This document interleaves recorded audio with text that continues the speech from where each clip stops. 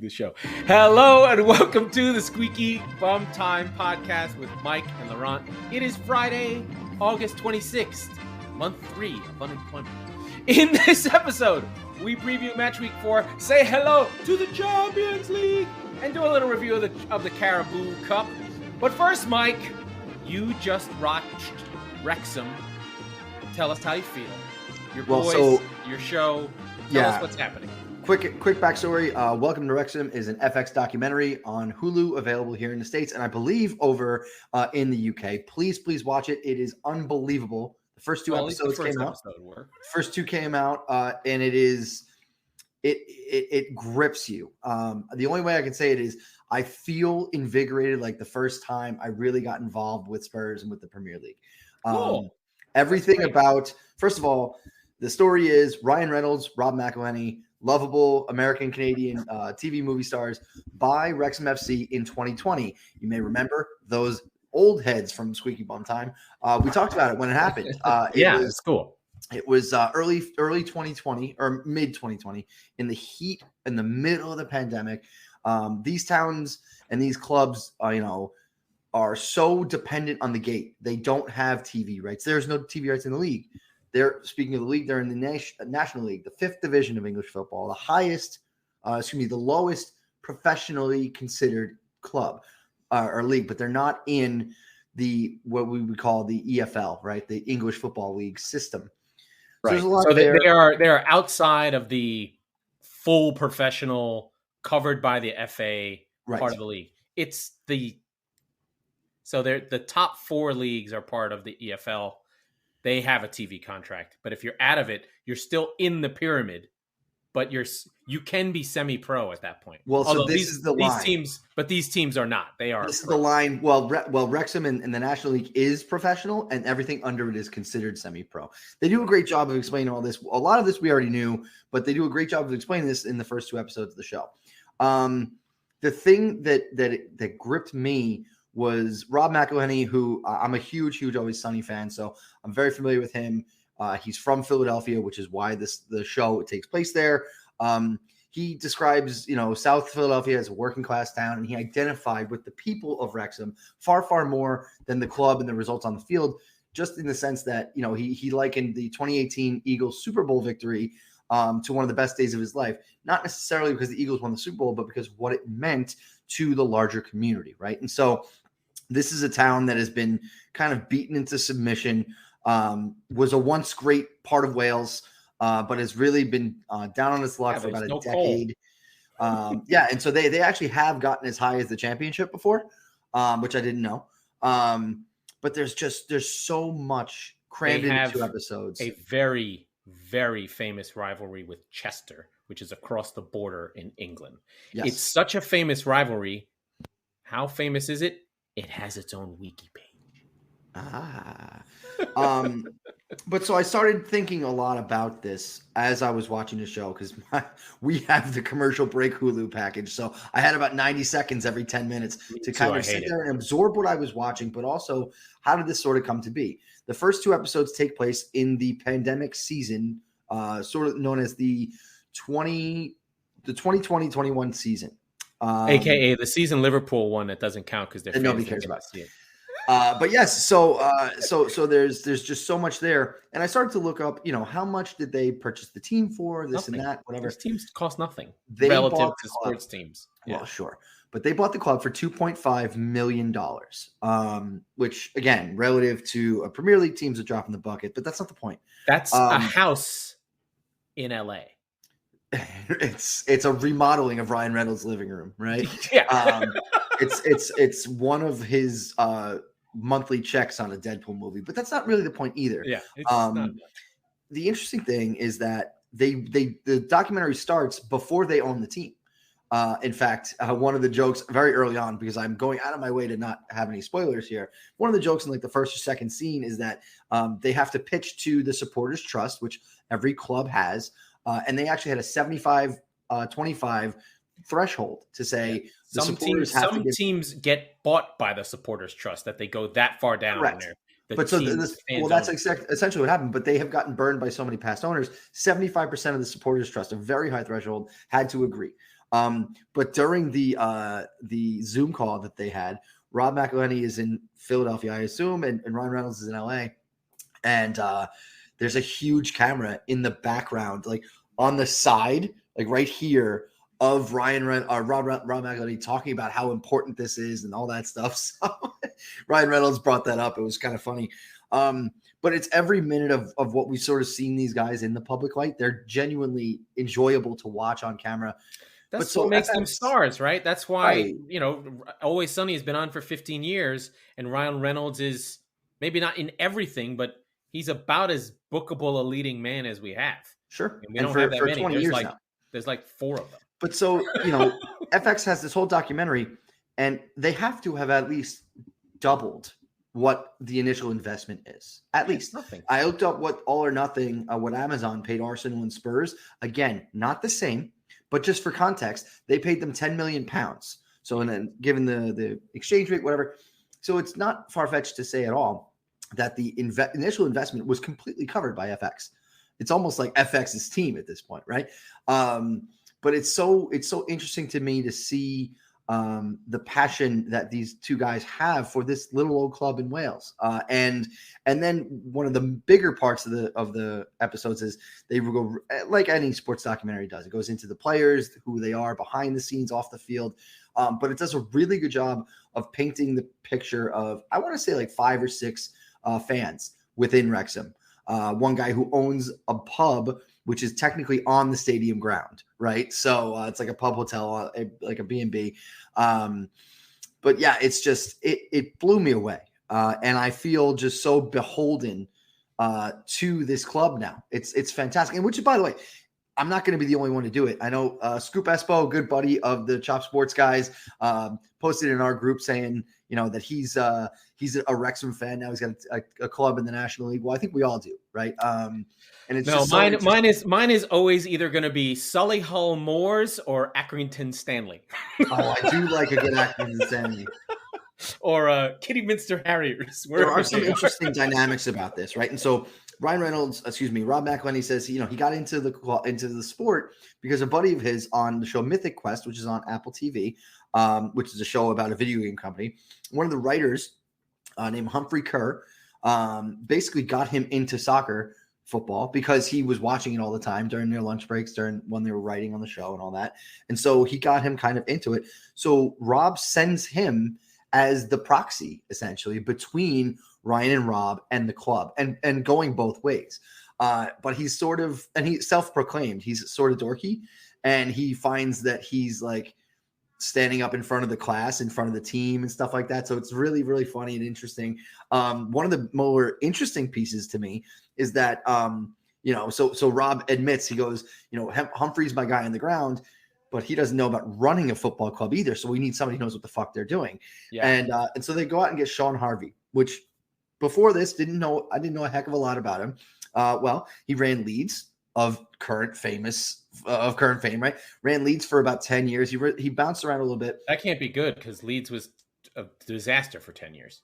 No, from 2013 to about and after that, he actually became the chairman of the EFL. Oh, okay. And so he's recently retired. He's like 52. I looked him up. But it's really interesting. Les Reed as well is involved, and Peter Moore, famously of Liverpool, of EA, of Nike. He's also lending his time to help make sure that protecting the Ryan and Rob's investment, if you will, not from we want to get something out of this, but to make sure that, we're not doing something ridiculous here with the decision making and all that stuff. So it struck me early on as I have my qualms with Ted Lasso. I thought the first season was impeccable, and I thought the second season was liquid shit. But they went a little bit too far away from football. But that's terribly, and I'm not going to delve into that. But but I genuinely got that feeling I got when watching Ted Lasso. Except it's real. It's very, very real, and it's something you can put your hands on and get involved with. So, So let's go from the bottom of football to the very top of football. Today we had the UEFA Champions League draw was thing. We got excited because we had 2 special friends that we were trying to get into the Champions League. One was Rangers from Scotland. The other one was Werder Glimp, who sadly did not make it. Zagreb have been in it. They're sort of a normal team. But for the first time in, I think, 15 years, Scotland has two teams. So Celtic and Rangers are both back in the Champions League. Feels like the first time all over again. I have sort of got really excited. I was like, they could be in the same group. And I was like, oh, fuck, no, they can't. I forgot. Yeah, I saw you say that to somebody. I was like, no, they can't. Yeah, I know. I just got super excited. I wanted Scotland to burn a little bit with vodka and scotch and things like that. So your team won the draw. So we did. Talk to us about Spurs' group. Actually, you know what? Let me talk about my team's group. So City, of course, as champions. You're giving me time to pull it up. I appreciate that. Yeah, so City as champions of the Premier League get in the first pot. So there's 4 pots and you get to mix and match. So City get Sevilla, they get Copenhagen, and their third team is, I don't know, someone I wasn't afraid of. But City get Sevilla and Copenhagen. Sevilla, scary in the Europa League, not scary in the Champions League. So what's that? Didn't they get no, Dortmund went to another group. I'm sorry. Yes, Dortmund. That's right. Yeah, Dortmund. Yeah. Yeah, I'm not afraid of Dortmund either. Okay, well, guess what, buddy? That's the best group pot 3 team. Well, there was actually a loaded pot 3. I'm not afraid of Dortmund because they can't defend. They never can defend. They never will defend, and we're just going to chop them to pieces. Oh, and one other thing, you have Haaland now. Yeah, well, that part I'm not worried about either. So there's some narratives there. There's a lot of fun players going back to their former homes. I should have mentioned Dortmund first, but that gives you a chance to tell us about where Spurs are. Afraid of. Hey, how'd that go for Newcastle, by the way? Yeah. What's that? How'd that go for Newcastle when I'm not afraid of Newcastle, right? So I shouldn't have been afraid of Newcastle. No. Well, hold on. Drew them and we just got smacked. In as much as you're afraid of, I'm more afraid of Crystal Palace, which we'll talk about. In as much as you are a Manchester City fan and I am a Tottenham fan, we both need to stop. The story starts and ends with Group C. Okay. We have Bayern Munich, who recently sold Robert Lewandowski, widely respected as the greatest striker and attacking player in the world right now, to Barcelona. Well, Barcelona's in pot 2, and wouldn't you know it, Barcelona draws Group C with Bayern Munich. And then to top it all off, one of the other, probably the best team in pot 3, other than Dortmund, and you could argue which one is which, Inter Milan gets into Group C. So there's been groups of death before. This is the deathiest group of death I've seen in quite some time. No one is afraid. No, you should never be afraid of an Italian team. They're terrible. Okay. Of the teams you couldn't have had Dortmund because you have Bayern, right? No, I understand that. They're just let's see who else. Italian teams are terrible. Napoli. Okay, yeah, they're the best team that you could have got. I understand. Yeah, absolutely. Yeah. It's just Italian teams are terrible. I mean, they have history and all that stuff, but none of them have played well in eons. Yes, it's Lukaku, it's Lautaro Martinez. It's a real group. Let's I've got the groups up as well. Let's just go through it. Group A is let's call it the legacy group. Ajax, Liverpool, Napoli, Rangers. That is like if this was 1979 or 1989, it'd be an awesome group. So that's Group A. It's the third time Liverpool has pulled Napoli in the group stage. It's also kind of a funny flaw, I suppose, of the group's system. Yeah, Liverpool, widely regarded as the third best team in Europe last year. You have to give Madrid the first spot, right? Yeah. So you've got City and Liverpool behind Madrid. Yeah. But they're not. They always get to be in a second pot. Right. So Ajax is like, thanks for nothing. Right. And for those that are unfamiliar, real quick, the way that the pots work, there's a coefficient based on your recent 5+ years outside of pot 1. But pot 1 is all of the champions, including the Europa League champions. So the Champions League champs, or holders, I should say, is the word they like to use. Champions League holders Europa League holders, and then the winners of all of the domestic leagues. So that's why Ajax is considered a pot 1 team, and Liverpool has to get pushed down to pot 2.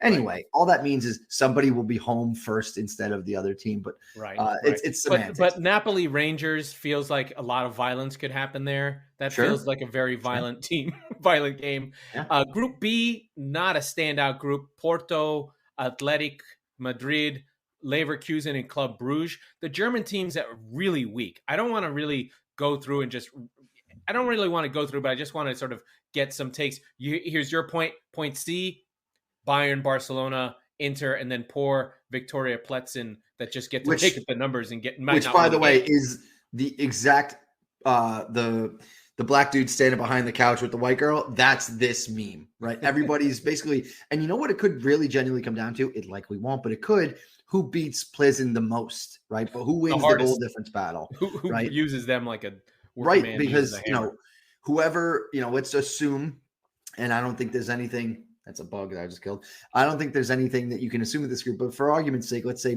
Bayern Munich gets the number 1 spot. Well, Barca and Inter could be close on points, and it could be a goal difference battle to see who beats. I'm not being funny, but with the way things have gone with Barcelona, with their scamming, money finding under couches, turning levers, whatever. If they don't get out of this group, that's a fucking catastrophe. Sure. Like they're in trouble again. Yeah. Your group, Eintracht, Spurs, Sporting, Marseille. Yeah, Marseille, French teams again. So there's a couple of countries that have a lot of juice on the coefficients, but actually are bad. So France, not good. Italy, not good. Well, okay. So obviously this is Eintracht Frankfurt finished 11th in Bundesliga last year. They won the Europa League. You've waxed poetic about their fans, and I'm excited to see them probably burn the new Tottenham Hotspur Stadium to the ground. Yes. Very excited to see that game specifically. They will march through North London the way they did. I'm very much excited to see that. Yeah. Sporting, does Ronaldo go there? No, but it's the Eric Dyer Derby, if you will. But because he came up through that club. Marseille, also a place that will burn things down. They historically actually attacked their team's grounds and attacked the sporting director, the fans. So Marseille actually has what is more or less a mishmash of Spurs' old rivals.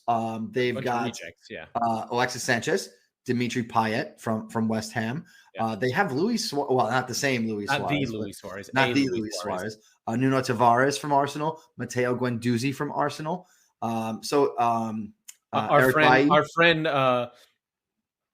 It's the wrong guy. Former Leicester player. Sings under, who I really liked for 5 minutes. Kolasinac from Arsenal. Nuno Tavares is there. He's terrible.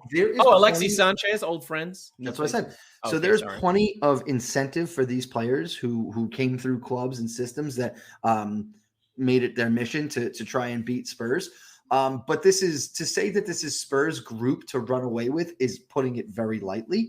And I think in a schedule condensed season that we are currently going to be in, this is advantage Spurs, not just in the group, but over Chelsea, over City, and over Liverpool, who are going to have to battle it out to some degree more than Spurs will have to. Wow, this actually blows my mind. This is like worlds colliding. Frank McCourt, famously of going bankrupt with the Dodgers, owns Marseille. Mm-hmm. Oh, he's a shit owner. I heard a lot about Marseille this afternoon. Yeah. Okay. But let's carry on just so that we keep things moving. We'll talk about the next 4 groups here. AC Milan in the champions of Italy. Chelsea, Salzburg is the pot 3 team, and Dynamo Zagreb who took out our precious Werder Glimt. I'm going to tell you this for best bets. Here's one for you to earmark, and we don't know when the fixtures are going to be yet.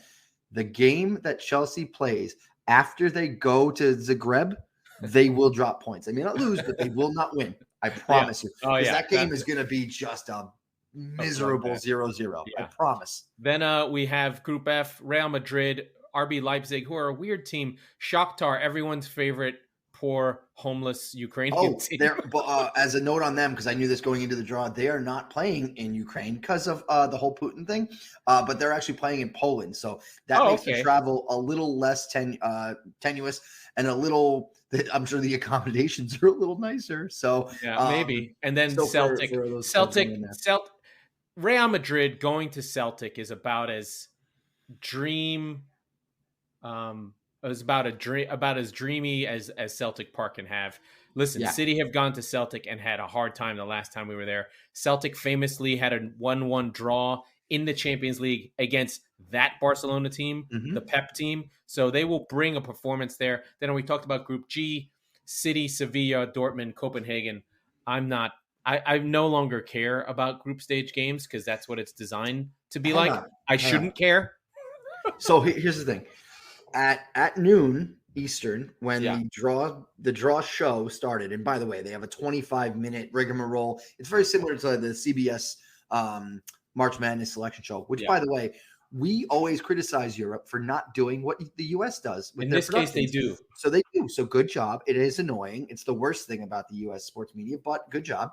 But I thought about how my nipples just got as hard as little rocks as soon as I heard the anthem and the Champions League song. And I got so excited. And you're sitting here jaded and tired of it because you do this every year. But as a supporter of a club that does not have a guarantee of this every year, every minute of this is special.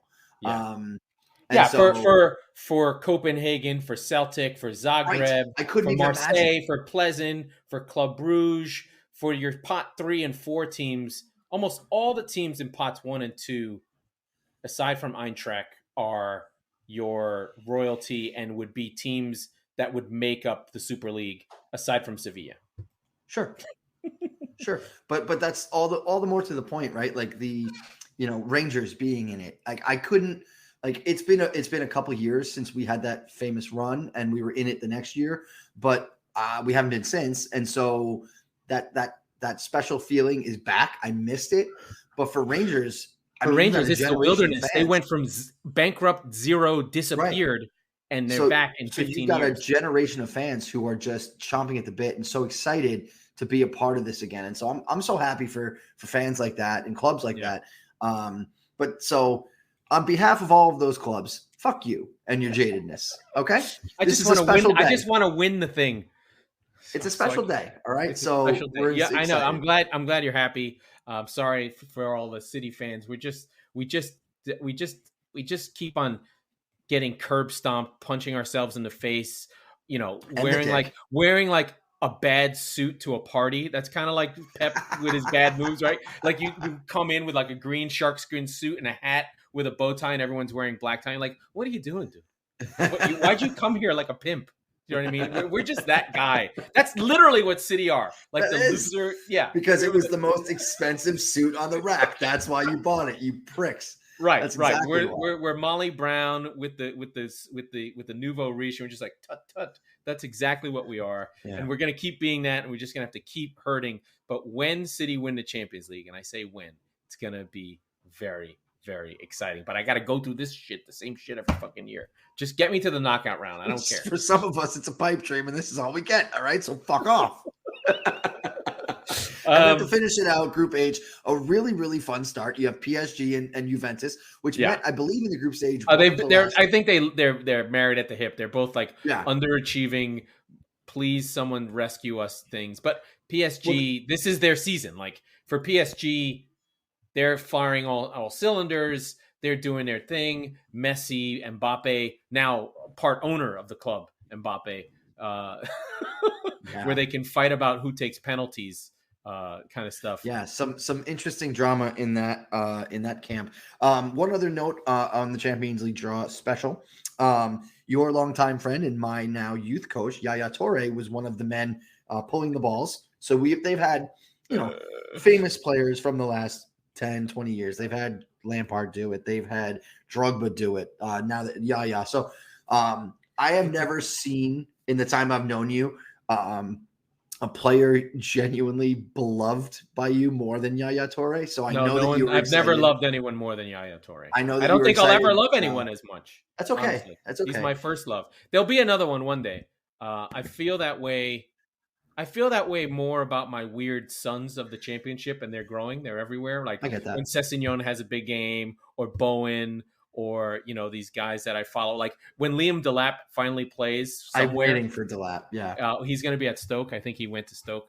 I'm looking forward to him jumping up and biting people. I'm looking forward to Cole Palmer. You get into these little guys. The big guys, fine. I'm over it. Sure. But I have a thing. It's a weird race thing because it was talking about Iwobi. This is a total side note. Are there any black creative midfielders? Does are Tielemans assist count? first? Does Tielemans count? Sort of. He's close. It's him and Iwobi now. He's more of an 8 than a 10. By the way, my Iwobi thing that I was talking about, it is actually true. He is now a midfielder. I was wondering why he was everywhere. I was like, why is Iwobi interesting everywhere? Anyway, that's a different Caught me discussion. off guard. It's probably, Tielemans no. is We don't have to come keep on, going on this one. It's only going to get us into trouble. If you can think of a black creative midfielder playing for a Premier League team, or just all time, like who's an assisting African? Right. Right. I think that they don't let him. I think it's one of these internal bias things. Like, speaking, he's a destroyer, he's a defender, or he's an attacking winger. Naby Keita was supposed to be one, but he's made of glass. But you're right. All the most famous, African American or whatever the correct term is, literal African players. Yeah, I suppose African players is they're more wingers, right? Yeah, they're wingers or defenders, or defending or crushing midfielders who destroy people, like Basuma. My boy Caicedo, love him. So anyway, Brighton is going to bring me joy. So Carabao Cup, I think we should probably just talk about it really quick. That's Carabao, our extra thing. It's thrown up some big matchups early. So Chelsea and City will meet each other in the 4th round, which is early. There's not a lot of drama there. Some little games here or there, nothing really crazy. There was a penalty shootout that went to 21. I was watching that on. Wait. Before we go any further, if we're talking about the Carabao Cup, we have to talk about how Leicester City, where are they? They defeated our dear friends, our buddy Russ at Fan Hub. Stockport County lost 3-1 on penalties. That's a miserable penalty shootout. But we are pouring one out for Stockport County. We love you, Russ, and we are sorry that you couldn't take out Leicester because that would have been one of the day of days for Stockport County, right? Yeah. Well, speaking of Wrexham, they were out of the Football League and they're back in. Yes. And then the world famous Newport County from Wales, to keep the Wales theme going, always beat someone in this competition. They have the shitty pitch. Newport County, always a team to follow along with. What else? Not a whole lot otherwise in the results because it's not a whole lot to talk about. Fulham actually lost, but like you said, to follow up, I think there's like 5 or 6 Premier League matchups in the 3rd round here. You've got Nottingham Forest versus Spurs, which we'll talk about in a minute because that's the Sunday matchup. Wolves and Leeds, Bournemouth and Everton, just barely. You said City, Chelsea, United and Villa, not one to joke about. And by the way, Arsenal hosting Brentford, Brighton. I keep doing that. I'm sorry, Brighton. I apologize. Arsenal hosting Brighton. And that's the best one of the whole for me. Newcastle and Palace are for me. That's better than Man City and Chelsea, and I'll tell you why. This game on November 8th for Manchester City and Chelsea, just before the World Cup, they don't give a fuck, right? Just get everybody through it. Don't get anybody hurt. Go for your play for your countries, and please come back just as healthy as you are now. But for Brighton, this is a chance to knock off Arsenal at home and to continue on a chance for a trophy. And Arsenal are going to be hungry because they won the FA Cup a few years ago, but they're not above this. Not with this group. That's a totally different team at this point. No, but what I'm saying, Arteta should try and win something. It'll. That's what I'm saying. They're not. Chelsea and City are quote unquote above this tournament, right? They'll be in it just because they have oodles of talent on all levels. Now but Arsenal's not above this. No, and Spurs neither. Like you guys are on that trophy drought. Sure, absolutely. You say it never doesn't matter, but when the final comes, you're like, this shit matters all of a sudden. Yeah, I do. No, but I mean, but point being is that Spurs should have not an easy time. They should be okay against Nottingham Forest. Not, it's not Bristol City, but they should be okay. Whereas Arsenal and Brighton, that could be a real heavyweight fight in this tournament, and I'm excited for that one the most. Anyway, so we're cruising through, lots going on. By the way, next week we have games Saturday, Sunday only. Then we go Tuesday, Wednesday. Yeah. So there's a lot of football coming change. through. Another thing that's happening, I didn't realize this, you were bringing it up. Right now would be an international break. We're playing through. The football season is just going to go. Right? That's why this transfer window is so crazy. They're going to have 6 games before the transfer window closes. So your team can really get changed. I mean, if we have a crazy transfer window with yellow dildos and purple ones going through the guys sitting at the grounds, very famous. Look it up. Yes, look it up on YouTube. It's not out of place. Those who know. It was actually the moment that transfer deadline day became a thing. Yes. That Sky Sports got in trouble because there were dildos everywhere. It was an amazing moment in history. And I think, before we go any further, quick scheduling change for all you those of you that listen to us. We love you. Thank you so much. We are going to be changing from a Monday Friday release. Tuesday, Friday release. Look at me. Friday. We are going to be doing basically during the NFL games that we don't really even give a shit about on Sundays after the matches, instant reaction.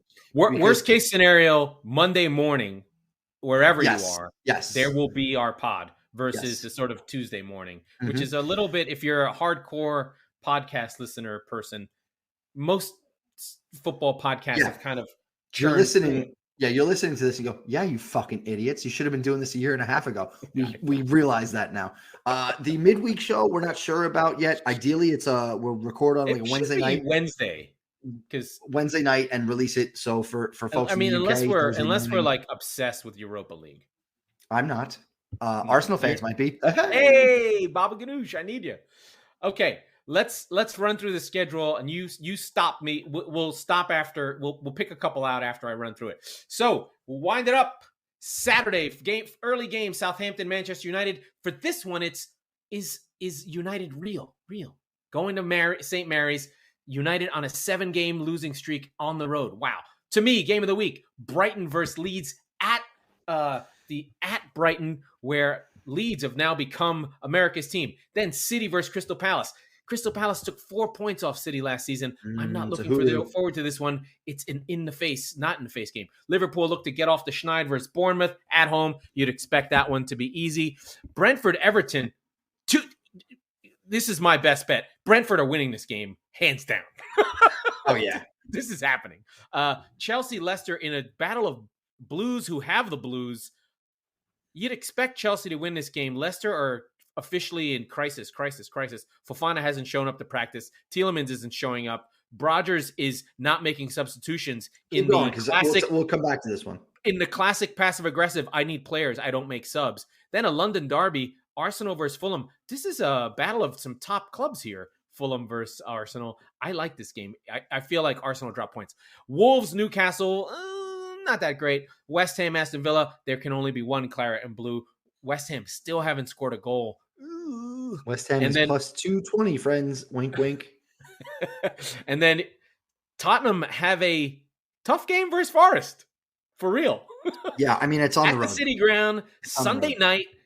It's going to be bopping, I would expect. And we will be coming to you shortly after that game finishes, and I will either be relieved or infuriated. The thing is that's one of those you're expected to win. I expect Spurs to win, but you haven't played well for 2 games in a row. So we haven't played well for 90 minutes, right? We've played well for probably about 45 in each. Where do you want to go?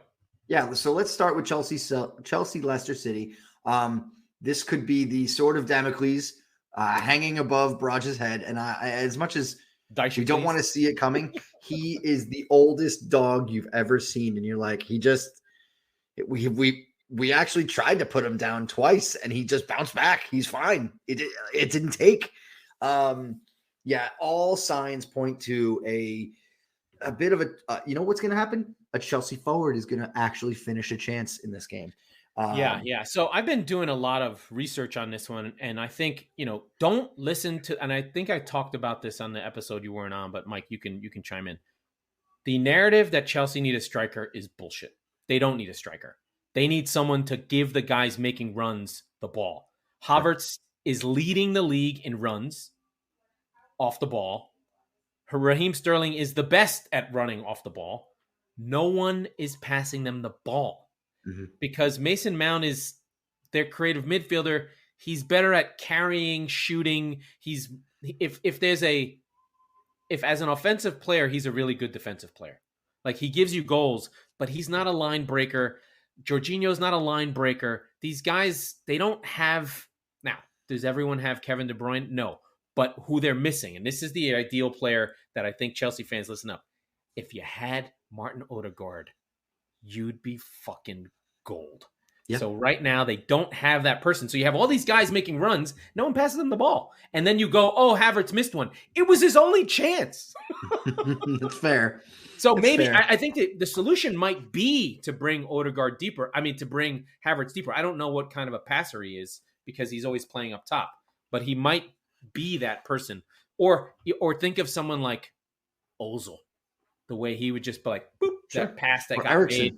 Or Eriksen, someone like that. Yeah. Those players that you need. They're not quite 10s, but someone to pick the lock. Thiago, I don't care where he is. It could be deeper. Someone has to see these passes. No, you need a 10. No one's seeing them. No one. You need a 10 because you've got plenty of 8s. Yeah. So that's interesting. I think that theory holds water. So if you start hearing Chelsea are making like Aubameyang, it's not going to make a difference. Oh, no. It will make a difference. It's going to be a negative difference. Yeah, it's going to go badly. They're going to go worse. Yes. Because he's going to be taking minutes away from Sterling or from Havertz, and it's just it won't make a difference. Who they need is literally they need Cesc Fabregas, but he doesn't exist. Right. No, I'm telling you, it will make a difference, and it's not going to be the one Chelsea thinks it will. Right.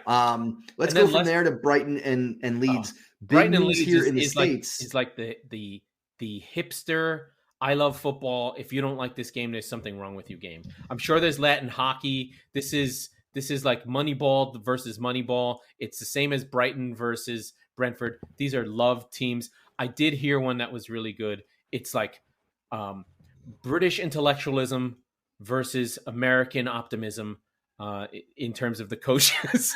it's the war of 1812. It's all these things. It's very British versus very American.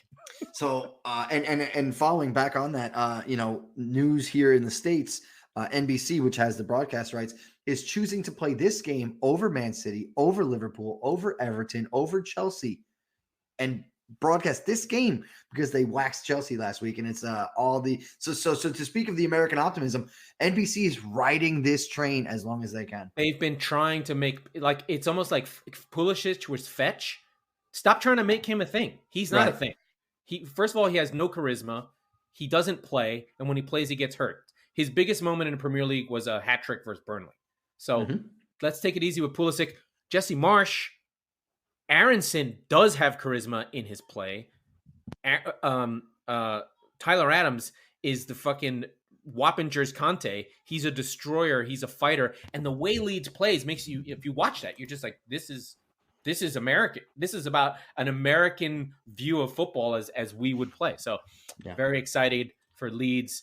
The narrative from the English press is, Leeds, I wasn't sure about Jesse Marsch, but I think he's fine. So that's fun. Hold on. That sound you hear is them backing up, right? Yeah. Because they wanted so badly for him to fail. They want to kill him. He stayed up last year, and they went, wow, Leeds really beat the odds, staying in the Premier League and avoiding relegation. And now they're basically, he brought in Tyler Adams. He brought in, Aronson. All these Yanks on this team, no good. They got to go. They're going to be – the knives were out for all three of these guys. But it's easy. It's easy narrative. It's hack stuff. They just do it. It's easy. This will be the second Ted Lasso reference of the episode. Yeah. This was essentially when that writer went to go kill him, and he actually ended up finding that he adored the guy, right? Right. The guy. Hello, I'm blah blah blah from the guy. Right. Yeah, that shithead. Yeah, right. The shithead guy. Yeah. So that's the game I'm gonna watch. Make Ted Lasso great again. while I keep my eye on City versus Chelsea, Crystal Palace. I'm afraid of this game. City did not look good. There's a blueprint. I'm sure it's early in the season. If there's a time for City to fuck up, it's now. They already dropped points. I don't know how many times City have dropped points 2 games in a row. It's very rare. So Crystal Palace may be up for an ass kicking. But City, voluntarily played a game in Barcelona yesterday. Yeah, I don't understand. So that was kind of weird. Why was that a thing in the most condensed season ever? What the fuck? I have no idea. And it's not even like, hold on. It's not even like it was February where like, it's they were miserably raising money cold. for ALS, but still, I don't care. Okay, great. ALS is going to be there in February, but like they played the guys. Like, so what are you doing? Okay, hold on. But it was 3-3, by the way. No, I know. I saw that, but like, I just don't understand why now. Anyway, it's not important. I have no idea. They did it. They're back. I have no idea why they did that, but they did. Probably Pep doing a favor for this somebody. Is really going to be a great goal zone day. So hopefully goal zone will have City's game on, and then you'll get the scores of all these other games as we go along. And then, like you said, let's go to your game, Forest Spurs. How are you feeling? Well, I feel okay. I'm not afraid of anyone on Forest, save for you don't know Brennan anybody Johnson. No, Brennan Johnson, Jesse Lingard, a little bit, okay. But like for me, the question still comes down to if Christian Romero is healthy. After the Chelsea game, there was reports that he was out 4 to 6 weeks. That has been refuted. He obviously did not play against Wolves last week, but if he can play, and be effective and just be unencumbered, we should be fine. But my questions about Spurs remain with the midfield. Because as I think I've said on the show before, like Conte has not figured out his best 11 yet. He's got a bunch of options. He's got a bunch of plug and play. Every time he brings on Perisic or Richarlison, the game changes like that. Mm-hmm. So do you resist the urge to start him because Sonny hasn't gotten a goal yet? Yeah, that's the issue really is like you've got to trust Sonny like you would, of course, like he's the equivalent of Harry Kane. Well, how like he doesn't score in August. You know what I mean? I was about to say you just got to let him play and let him go. I was about to say Sonny have those plays. He'll get there. If Sonny has the 2 goals that Harry Kane does, which both, by the way, 1 points, right? Yeah. Those goals directly resulted in 4 points. So if Sonny has those goals and Kane doesn't, the narrative is up. Well, wait till September 1st and he'll bag a brace, right? So I mean, the only thing that makes me sad is that my son Ryan Sessegnon, who I thought played well, is gonna just get edged out because Perisic has come on and just been incredible, right? Like, sure, but so here's the thing, right? So so that sucks. You've got to think about this. We said it. You said it a couple minutes ago. This is actually the first week of probably, aside the World Cup aside, 4 to 5 months, hopefully for Spurs, of 2 games a week, right? So yeah, sure. What the reason why Conte needs to figure out his best 11 is so that he can learn who to rotate in. And when you look at the schedule, they're going to be playing West Ham on Wednesday of next week. So is this the game where you rotate and you leave your horses for West Ham? I say yes, but who the fuck am I? So you got to play. This game's got to be played differently than what you would against West Ham. West Ham's a bit more. That's also a fair point, but largely. But West Ham is coming off Thursday. They just today, so Thursday, Sunday again. No. West Ham next week is going to be next Wednesday. So I'm saying, what I'm saying is that West Ham is playing already just. 3 Oh, you're talking about next. Yeah. But so the point is the rotation starts right now, right? So. Yeah. If you have 2 games and you say, well, one is West Ham's, cup final and one is away at Nottingham Forest, not disrespecting Forest at all for a second. Forest fans, if you're listening, please don't get mad at me. You have to go, well, the bigger game, the more difficult game for us is West Ham away. You have to think that. So does Sessegnon play? Does Lucas play? I don't know. I don't know. Does Jed Spence? Spence finally get in the lineup because he's got that link to Nottingham Forest? I don't know. Let's sort of go through quickly. There are some big team narratives that are flying around that I think we should probably touch on. One is, how does United perform? Right after the big win, was that the beginning or nothing? Or we'll speaking see. of best bets, they're minus 130. That's a pretty good line. Yeah, there's that one. Then there's Liverpool. Like, I'm not worried about them versus Bournemouth, but they need to play well, right? Mm-hmm. Because they're playing terribly. Is Van Dijk cooked? Where's the midfield? Do they have to find someone? So there's that game. And then, like we said, the Chelsea-Leicester game, I think, is the bigger one. And then Arsenal gets this not easy game, but if they're 4-0 with 12 points, that becomes and this is the way football is. It's crazy. Is Arsenal going to win the league? You know how it is, right? You've gone 3-0 with Spurs, where you're just like, oh my god, we're going to win the league. Somewhere tie with his Arsenal. He was the one that kind of slipped away from Arsenal fan TV, and nobody ever heard from him again after. I think he took Claude's death hard. I saw an old clip of the two of them today, and I think it was after the Leicester season. He was like, "We could win the quadruple next year," and Claude just belly laughed. And I'm sad. I miss Claude very much. He's my favorite. Yeah, I don't think. I think the height of AFTV is over. Mm-hmm. You have DT in prison for beating the fuck out of his wife. You have Mo, who we're laughing at him being in prison, not at what no. Of course, we have Mo and Robbie having a fight because he got pulled off because he had a Free Palestine button that he had for years on until someone said, "Don't say Free Palestine." We're saying, I don't care. We're saying don't be performative, right? Be who you are. Be authentic. No, hey, Mo's not performative. I fucking hate that guy, but I have his back on this one. If you are someone and you've been unwavering, I don't care what that stance is. I don't have to agree with it. I don't have to like it. But if it's bullshit, if it's a Ukrainian flag in your profile picture, fuck you. If it's because you didn't give a shit yesterday, you're doing it because the cool kids are doing it. But if you're doing it to mean something, then God bless you, really. But Robbie's still going. He's the godfather of fan TVs. If you're into that sort of thing, I think they're the only ones that are sold. I hope. I don't think anyone else is still doing it on a regular basis.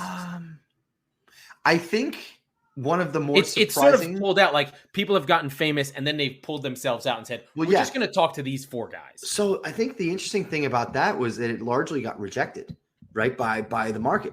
Arsenal Fan TV broke through. Spurs had something similar. True Geordie is another one. Yeah, but they now just do the kickoff. It's the four guys. They just watch the game. I know. Yeah. But my point is that... Dude, he was on Andrew Schultz. I know. I watched him.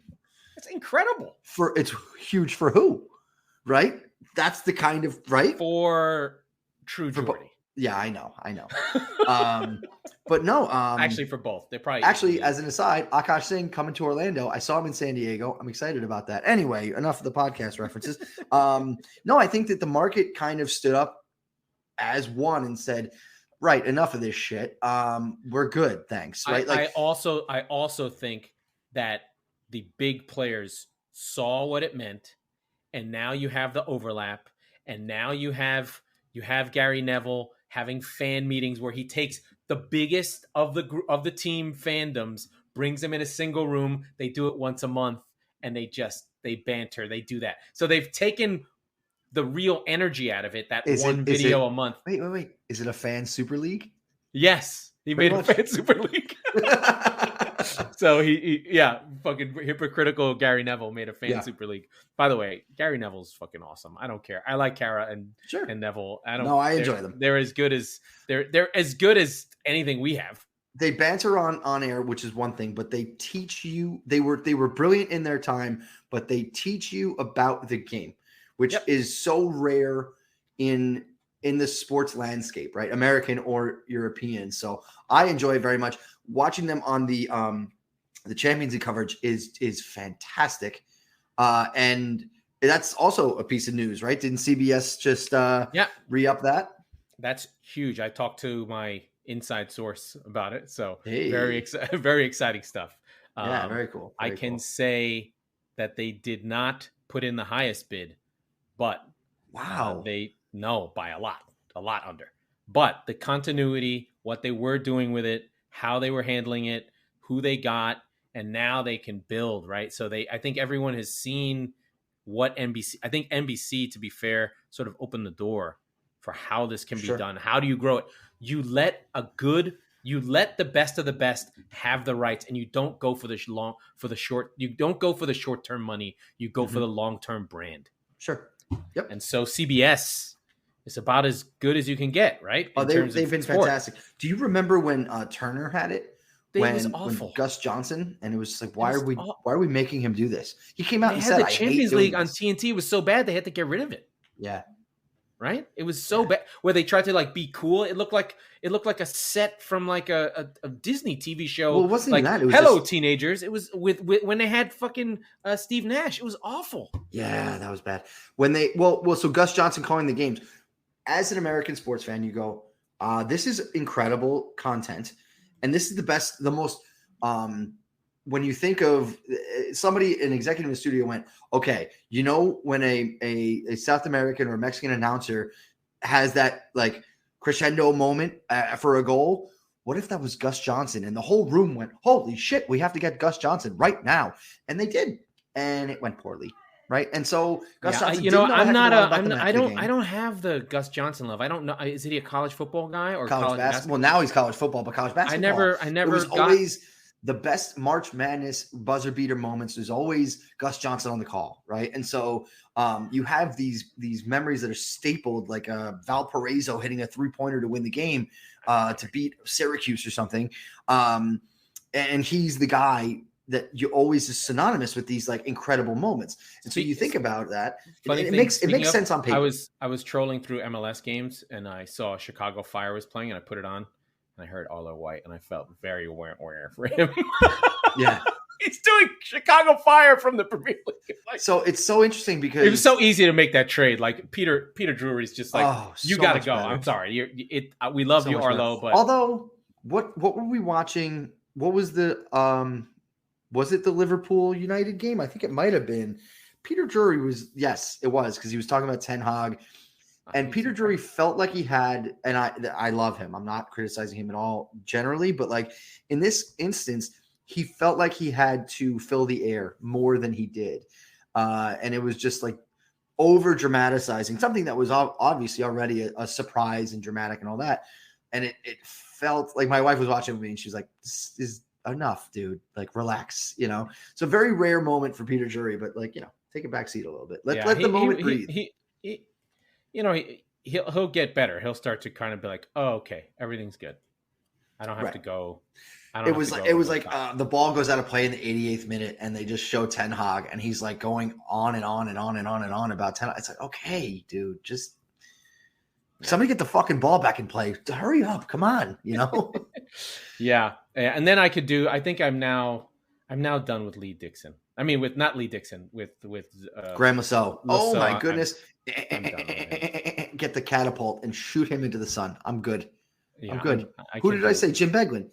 That's the A team. You have Peter Drury and Jim Beglin, who, by the way, have done games together for years before Arlo White got bounced from the top spot.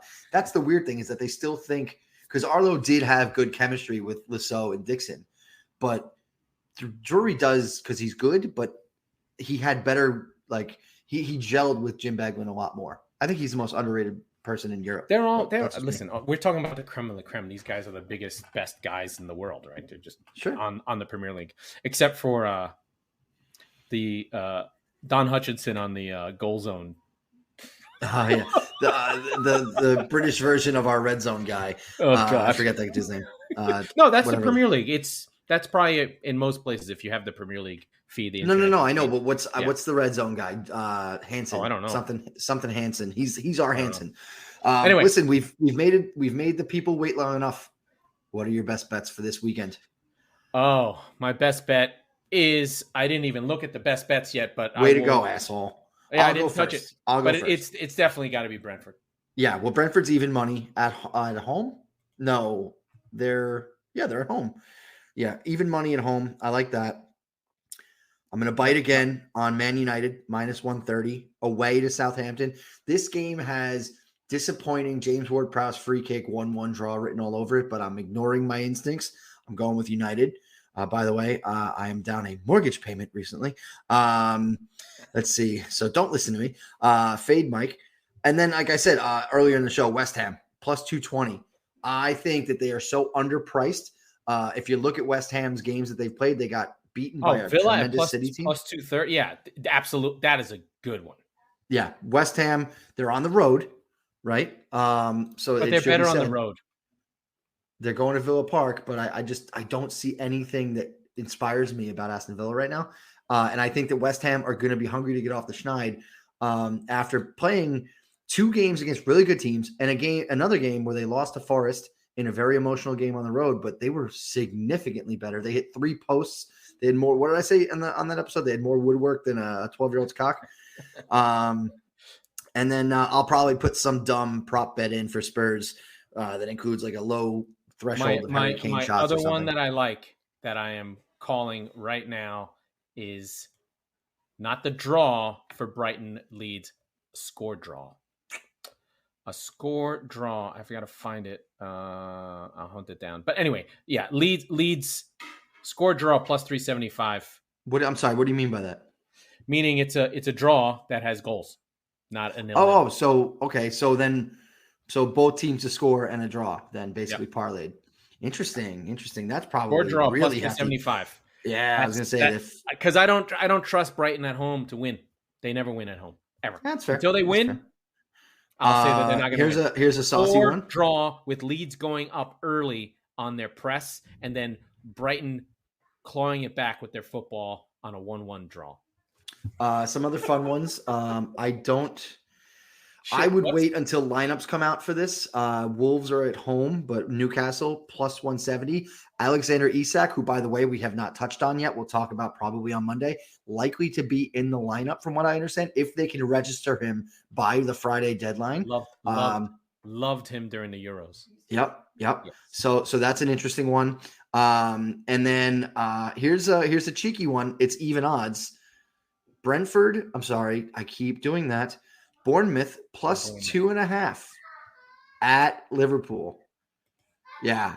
I said that. I don't, but it's even money. But here's the thing. I just don't feel, I mean, they could easily put one on them, right? But I just worry about where Liverpool is right now. So with that said, they just lost to United. They could just absolutely annihilate Bournemouth, but I don't know. Yeah, we saw what City did to them. Yeah. Right. They're not good. Bournemouth are terrible. They're not losing to Liverpool. And that's why I'm betting on West Ham, because they beat Villa 2-0. Hey, all right. Take me home, brother. All right, let's get out of here. All right. That was the Squeaky Bum Time Podcast with Mike Laurent and Laurent Cortines. We are the football wing of the Chop Sports Network. We record on Tuesdays and Fridays, but that's going to change. So be sure to subscribe wherever you get your podcast so you never miss an episode. And if you're listening on Apple, please rate and review the show. Thank you to Chop. Thank you to FanHub. Russ, Stockport County forever. We're sorry, buddy.